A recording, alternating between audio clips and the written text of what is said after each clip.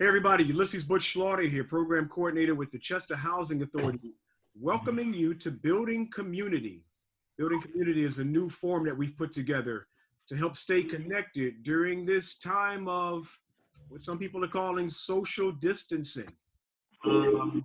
We hope everybody is taking care of themselves, hope everybody is doing well. And this is a group of fathers. We are calling this session Fathers Are Talking, and we're talking about what does it mean for fathers to comfort in times of crisis? Before we get started, I want to introduce Executive Director of the Chester Housing Authority, Steve Fischer, who back in 2012, Steve, we held our first Fathers Are Talking conversation. You remember that? Yes, I do. In fact, we're right around the anniversary. It was April 2012. We called our first meeting, and here we are in April 2020. Still going strong. We'd like to think so. Yeah. We have a panel of 9 easily, and I'm including myself here, 9 easily distinguished fathers. And I'm going to start up there to my left with Brother Jean-Pierre from CMP. Please introduce yourself. Jean-Pierre Brice, cmpradio.net. A father of 6, 5 daughters, 1 son. I love my community. I love this platform that you guys are putting together. So, any way I can help, I'm here. Thank you so much. Let's go on down there to you, Stefan. In my order, you're next. Hey, I'm Stefan Roots. I'm publisher of Chester Matters. It can be found at chesterblog.com. A father as well. And I think I was with you guys when we started Fathers Are Talking way back when. I'm a father of 5, 4 daughters, 1 son. They're all adult, thank God. All right, Cory. I'm not like Stefan, but sorry for the I'm having some technical difficulty over here, but I'm Cory Long, and I am the founder and executive director of the Making a Change group, a community-based organization that works with youth, families, and community organizing and outreach. And I am a father of 5. 3 of them are my biological children, 2 through marriage. 3 of them are adult, and 2 of them are age 10 and age 5. Age 10 and age 5.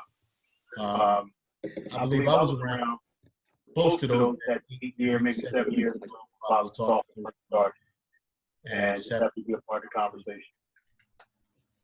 Brother Darrin Richardson, please introduce yourself. Good morning, everybody. My name is Darrin Richardson. I'm a father of 5 girls, biological. My biological daughters have 5 of them. I'm a father figure to a whole lot of children at Enrichment Academy that that I'm one of the founders of, myself and my wife. And I just think this is a great opportunity for not just myself, but each and every one of the gentlemen that showed up this morning to participate in this. Just to get together and just talk about some of the things that we can do to help the children just in the community and just around the surrounding areas. So I appreciate the opportunity to be part of this today. All right. I believe we got Mr. Roddy Powell on here with us. Is that you, Rod? Hi. I actually had a sign in from Butch. I apologize. It's the only way I can make it work. That's okay. We appreciate you being here, Roddy. How are you today? I'm doing fine. How you doing, man? Doing well, man. Great to hear your voice. Bear with me for a second, Rod. We're in the middle of introductions. I'll come right back to you. All right, Ricky. Ricky Taylor. Morning, everybody. My name is Ricky Taylor, represent the Making a Change group. I'm not as distinguished as some of the other gentlemen here. Biologically, I only have 1. She's very young, but thanks to my work in the community, I have dozens of kids that I'm a father figure and a role model for. So, there's that. I'm the program coordinator for the youth development program known as Team MAC, which is short for Team Making a Change. And we specialize in just developing the youth into leaders and community engagement here in Chester and the surrounding areas. All right. Thank you so much. Malik, are you there, my brother? Yes, sir. All right. Now we can't see your handsome face, man, but you are. I was wondering why it wasn't coming on. I see my everybody but me. But you probably down at the Bennett Farm, huh? Right, All right. right. Tell us a little bit about you, man. My name is Malik. My name is Malik Savage. I'm also go by Malik Muhammad. I'm a Vietnam era veteran. I'm a veteran of the ring. I'm a professional fighter, and I'm an organic farmer. I came through Philadelphia from East Park Revitalization Alliance, or corporation over there, but I'm contracted to the Ruth Bennett Community Farm with Chester Housing Authority, and we're here growing food for the communities. And I really appreciate you guys having this, because I'm a father and a grandfather and a great-grandfather, so I feel like it's my duty to try to get involved with anything that requires parenting in our community. So I hope I can do some type of input, because I know I'm going to learn some stuff from today. I'm looking forward to the next ones, the next meetings. Thank you. Thank you so much. Now I see we got somebody on an iPhone. I'm not sure if that's you too, Cory, but who's that on? Somebody calling from an iPhone? That might be me. Okay, cool. All right. So what I want to do, Rod, help me out here, Rod. We can't see your handsome face, but I want to know, Rod, when you were little in a time of crisis, tell me what you remember of the father figure that you had and how that person helped you to deal with a crisis like what we're experiencing today.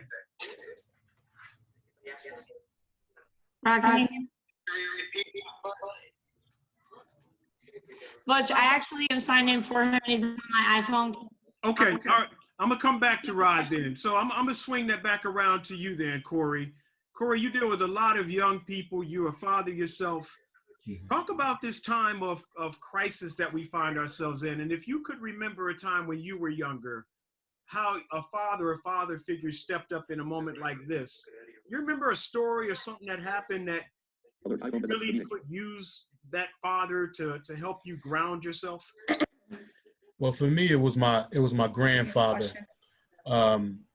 You know, he took the place of my biological father. My biological father wasn't really he's from Richmond, Virginia, and so he was not close and to play a significant role in my life. And so I was raised by my grandfather, and although we never saw any tough times like this ever, I don't think in any of our lifetime.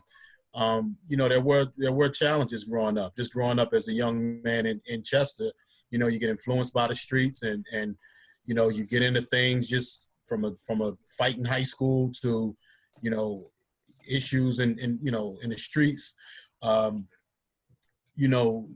But I had a working grandfather. He was an auto detailer. He detailed the new cars for a few car dealers out in Springfield. And he gave me a family structure. And so from him, what I received from him was just continuity, some consistency in my life. No matter how many, things that I got into, and trust me, I may be a role model today, but I was far from a role model as a teenager and even in my young 20s, and no matter what I did, that man loved me regardless, driving cars illegally and racking up a ton of tickets. I would come home, my license was suspended before I even took the driver's license test. I would come home and the man would take his income taxes and pay off all my tickets and just, never really scold me about it. I mean, he would talk to me about it, but just kind of gave me unconditional love, and that helped shape me to be the man that I am today, and have a certain love and grace for a lot of these young men out here today, but that's the one thing that he did for me, was show me consistency and unconditional love. So Darrin, you are head of a child care facility where you see lots and lots of children.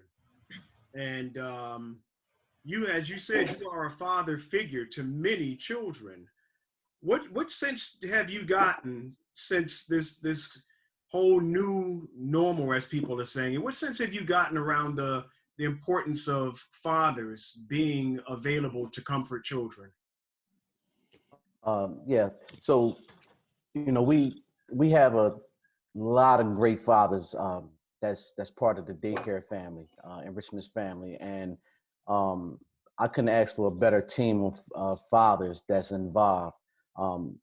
You know, and, you know, for those that do come up short, you know, fathers that's not involved, you know, I do my diligence to step in, you know, to coach them and, you know, just be there for them and just show them the love that a father from a child to a father is supposed to give, you know, and the fathers that we do service, that's part of the family. They're, you know, like I said, it's a great team. They're there, you know, every step of the way with their children. And I just, you know, I applaud them guys as much as I can, you know, every time, every day, you know, when I get to see them and speak with them, I just applaud them for their actions because for myself, same situation as Cory. My father was around, but I didn't have that much contact with him. So I had, for myself, I had my uncle, great guy, you know, same situation as far as like getting in trouble. He was there, you know, he had to put hands on me a few times, you know, because, you know, just being hard headed and, you know, just continue to do, you know, certain things that you weren't supposed to do, but just setting the foundation on how to be a man and take care of your family. That structure that was there for him, you know, that's where I seen it all, you know, come from right there as far as being a man and just to take care of your family. So I see that in some of my my parents and, you know, and I greatly appreciate that, you know, and like I said, I applaud them guys as much as I can.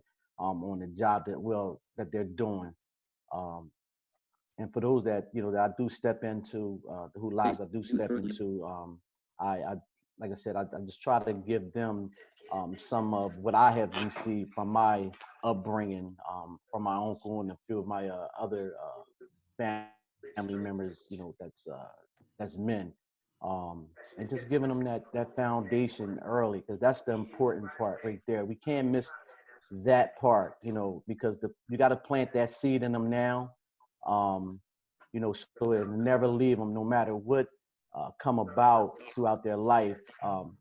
The plant has been instilled in the seed. The seed's been implanted into them, so they know, you know, how things are supposed to be, how the structure of a home should be, you know, on the So way they Darrin, let me carry pause themselves. you right there, because what you're bringing up is the question around how things should be, and what we're dealing with right now is something that we're not used to, as Cory said, and I wonder, Brother CMP, Yes, sir. when you think about the messages that you're putting out, and as a radio guy, as a father, it's one thing.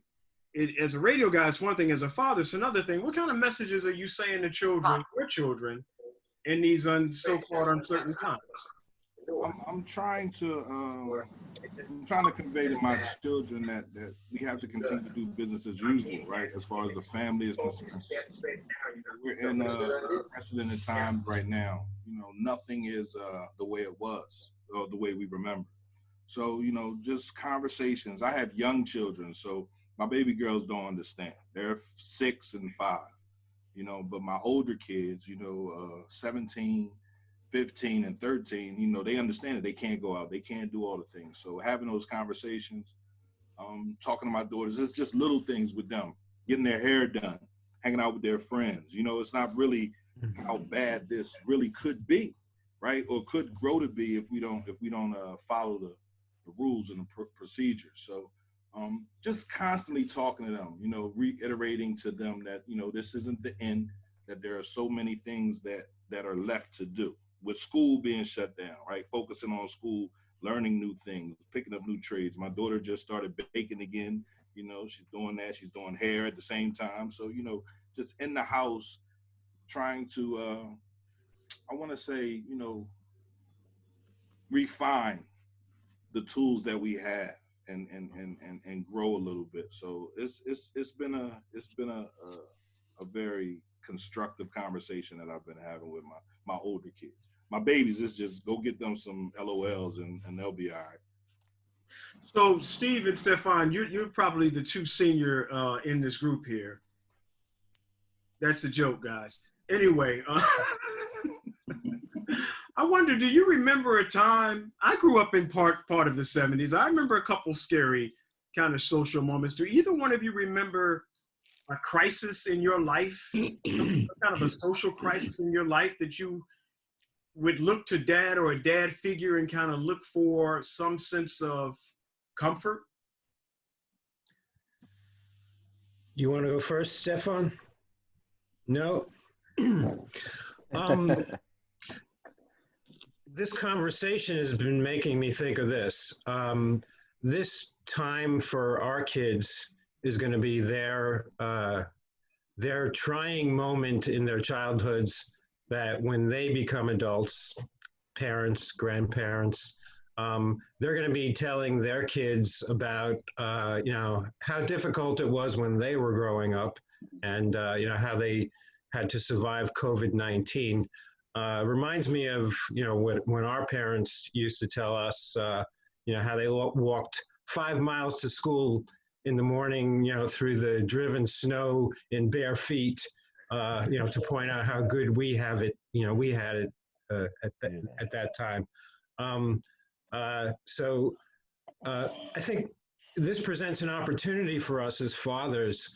A lot of their memories are going to include how hopefully their fathers helped them through the crisis, how they looked to their fathers for guidance, how they saw the steady hand that their father brought to the situation and helped to comfort them and let them know that things maybe weren't as bad as they seemed. So we should think about that as we calmly guide our kids today through, what is, going to be a time in their life that they always remember and always will refer back to and tell stories about. Stefan. Yeah, I'm glad that Steve mentioned that, because I think as fathers, we sometimes underappreciate or underrecognize how good we are at reading our kids and how they feel and how we can respond. It's always that woman's intuition that seems to take top billing, but we have that same ability, and the need now is more than ever, especially if we have younger kids. When I think about my father, he was a real quiet guy, led by example. And when you talk about an incident, nothing as traumatic as now. And I kind of chuckled at what Steve said of, my parents, walking to school in the snow, and my dad working on a farm, all that type of stuff. So I should appreciate how great I have it as a kid. But I remember one incident. I was sliding in the second base at the Little League field, and I think my father must have been the only one to recognize that I was hurt during that slide. And I saw him jump from the press box on top of the dugout, from the dugout to the field, and run across the field to come to my aid, when no one else, none of the spectators, none of the players recognized that I was hurt. Turned out I had a broken arm. I didn't even know it. So that's just an example of how a father can recognize when a child is hurt, in need, and how we as fathers intuitively really know our children better than sometimes we give ourselves credit for. This is the time to really use it. Like my children are adults, but they have children. So when I'm talking to them, it's usually in regard to, what are you doing to keep the kids straight? What do they need? So I just tip my hat to all you guys who have younger children. Just pay even closer attention than ever, because they need us and we need them just to keep our sanity right through here. So that brings us to you, Ricky. You're the young guy in the group who is looking at a child who's looking at you with all kind of expectations about protection. What's this feel like to you as a relatively new dad? I'm just trying to continue to, build consistency and let her know that dad's here no matter what. I mean, you ask my daughter, she'll tell you I'm unstoppable. I'm the world's greatest superhero and everything, of the sort. So it's just providing constant comfort, constant love, and because she's only 5. So, like P said, you know, LOL dolls and Shopkins and all of that good stuff makes her happy. She just wants to eat cereal and watch Blue's Clues. But she is upset that she can't get out the house and, you know, go outside or go to this cousin's house or that one's house. So besides the constant love and support, it's just coming up with creative things for us to do and for us to, you know, build memories and spend some time together.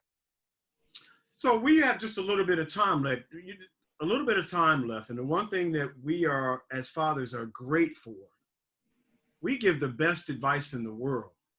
So if you had to give like 30 seconds of advice, to how to deal with this situation that we're in, what advice would you give to fathers, young, old, new, experienced? What would you say to them?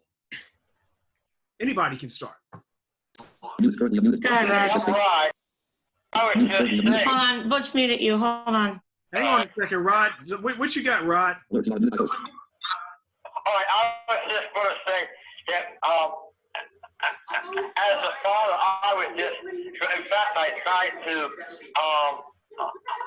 with my nieces and nephews, try to give them the values that help me along, you know, and hopefully they'll follow them. Because I have one nephew who looks to me, you know, basically all the time, you know, for advice and counseling and whatever. And what I try to do is do the best for him as far as my experiences. And hopefully that helps them. Thank you, Rod. Malik, what's your 30-second advice in comfort and crisis? I was hoping you called me. In comfort and crisis, like I'll try to tell my children and my grandchildren, like, don't, you know, because I came through a real discriminative era in my life, and racial prejudice and sexual prejudice and sexual discrimination. So I try to teach my grands and my children now that, you know, I've been led by a lot of misinformed information coming up. I didn't have a father. I'm getting real fast. I didn't have a father. My father stabbed my mother on my 13th birthday. So my father was real old-fashioned. He was real mean. He was old school. And so a lot of examples I got were from television, Bill Cosby's, and so I learned Muhammad Ali and Joe Frazier. I followed those guys' lifestyle. I got to know them. So they were my fathers. And so I learned to tell people, don't discriminate. Don't discriminate. Learn to have patience with other people's beliefs, other people's lifestyles. If it doesn't fit with you, keep it moving, but try to help somebody, try to feed somebody. Don't look down on nobody because it's bad for your aura. I really believe that that'll come back to you. So that's what I try to show them. Try not to be the happiest guy in the world, but try not to walk around judging people and looking down and pointing fingers at other people's faults. Try to help them than to hurt them. Thank you, bro. Cory. Yep. 30 seconds. What comfort in crisis? I would say stay consistent. Make sure that you lead your children or, you know, your family with consistency. Let them know that no matter what, in an uncertain world, that, you know, there's certainty within you, you know, within your household, because you're a strong individual, because you are a moral and principled individual. And take the time also to grow yourself. You know, take the time to grow yourself personally and professionally. That's one thing that I'm doing. That's one thing we're doing in our household. Going through some old items, repurposing things, recycling things, and making useful of it, and doing it as a family. Thank you so much, Ricky. Stay focused. You know, this is a storm, and we're gonna make it out of the storm. But do not lose focus. Stay mindful of, you know, the challenges ahead of you, because your family gonna need you. Your family is counting on you as a leader. Your family needs your leadership and your support. Do not let, you know, this storm distract you from the journey ahead. Stay focused. This is a marathon. It's not a sprint. Spoken like a seasoned father. What you got, Darrin? Yeah, couldn't have said it no better. You know, just take the opportunity at this time to just love one another. You know, and you know, just try to rebuild more structure around themselves and how to move through life in crisis like this. And like you said, just, help, reach out to see if you can help somebody. That's the best advice right there, and just, be creative, just sanitizer, hand sanitizer was created in a situation similar to this. So, some creativity can come out of this, some different ventures can come out of this, and, just, get together with your family and spearhead some things and, see what you can come up with. Stefan? Yeah, I've got three things. The first one is make yourself available, particularly for your kids. Mine don't live with me, and some of us may be in that situation, but make yourself available. When they call, if you don't answer, just call them right back. Don't get buried in whatever you're doing. When they tap you, they need you. The second thing is just to listen more and talk less. Right around now, people just need somebody to talk to. So if you could just be there to listen to your kids in particular, just give them an ear. Sometimes they just need to talk. And the last thing I'd say is just don't put too much pressure on yourself. This is a really tense time. A lot of people are under a lot of pressure. Don't put more pressure on yourself than you have to. Thank you. Brother Jim. Me? Yes. I've taken a step back from the radio station for a little bit just to make sure my children understand exactly what's going on, right? To give them the time to, we got a puppy, so we're walking the dog, we're spending time doing that. Like Darrin was talking about hand sanitizer, we got aloe, we got witch hazel, we got alcohol, we playing around with that. You know what I mean? They were making slime for a minute, and it was just like, all right, let's make some hand sanitizer. So I would tell, a father, right, to have patience with his children right now, right? Have some understanding, listen, right? And just make sure that you're giving the energy that you would want to receive when you were a child. I know my dad was strict. He died when I was 12 years old, but a lot of the stuff that I live by now came from him, right? Then I didn't follow all those rules then. I broke a lot of them. But telling my son and explaining to my daughters that it's imperative that during this time that we understand that we have each other, right? And that we have to be able to depend on each other. So that's pretty much it. Mr. Fischer, what you got?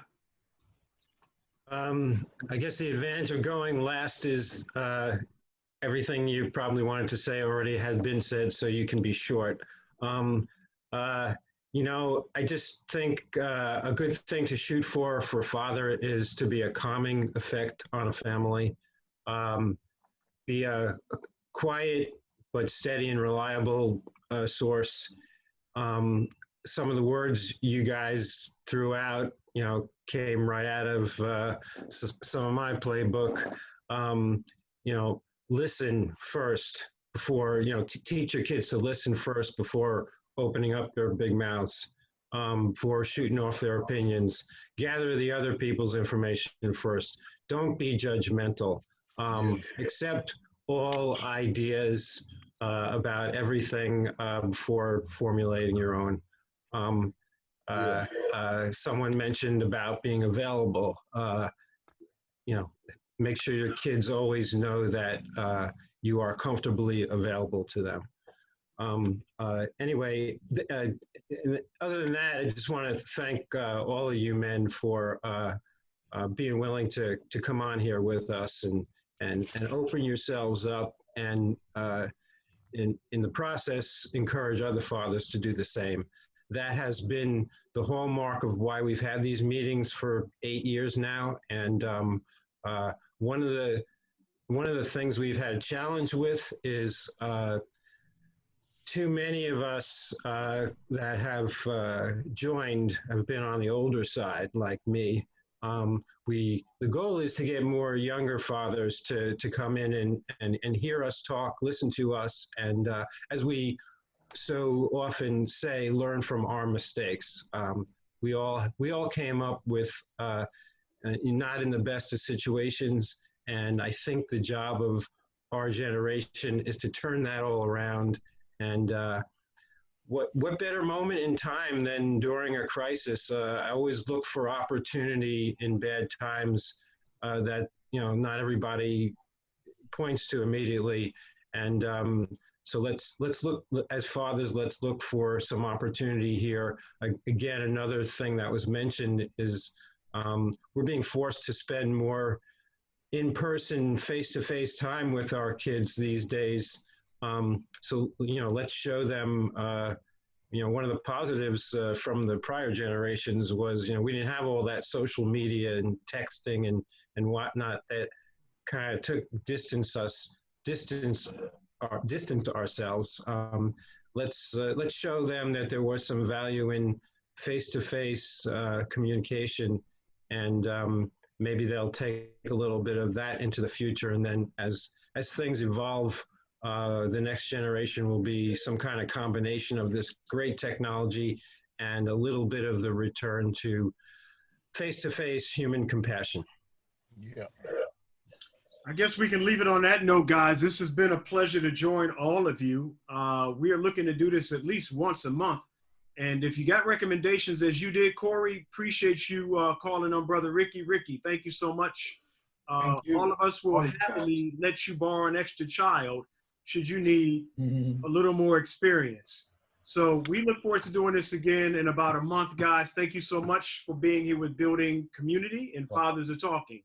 Take care. Take it easy. Stay safe, fellas. Right. Thank you.